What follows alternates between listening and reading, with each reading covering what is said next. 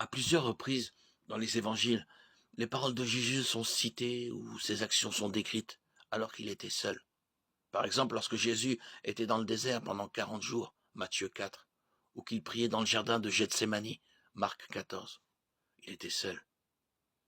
Comment pouvait-on savoir ce qu'il disait ou faisait, puisqu'il n'y avait aucun témoin oculaire de ce qui se passait? Les récits dans les évangiles n'ont pas été écrits au moment où les événements se sont produits, comme une sorte de journal quotidien. Ils ont plutôt été assemblés plus tard, comme la plupart des récits historiques, sur la base de la mémoire, de la recherche et de la contemplation. Après toute la compilation des textes, Matthieu et Jean ont tous deux été des témoins oculaires de la plupart des événements relatés dans leurs récits. Marc et Luc avaient accès aux témoins oculaires. En fait, Luc mentionne qu'il a fait des recherches exactes sur toutes ces choses depuis leur origine avant d'écrire son évangile, Luc 1:3.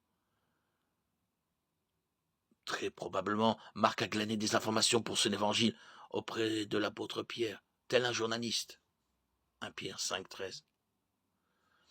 L'autre avantage, et non pas moins plus important, était que les rédacteurs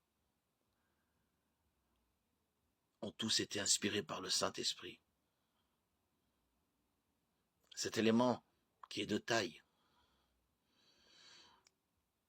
est en fait le plus important.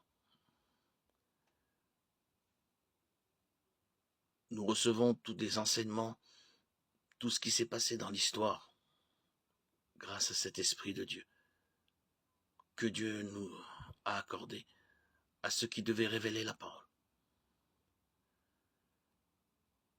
Ces rédacteurs, ces journalistes, ces premiers journalistes, étaient tous inspirés par le Saint-Esprit de Timothée 3:16. En fait, Jésus leur avait promis que l'Esprit leur rappellerait tout ce que j'ai dit. Jean 14:26.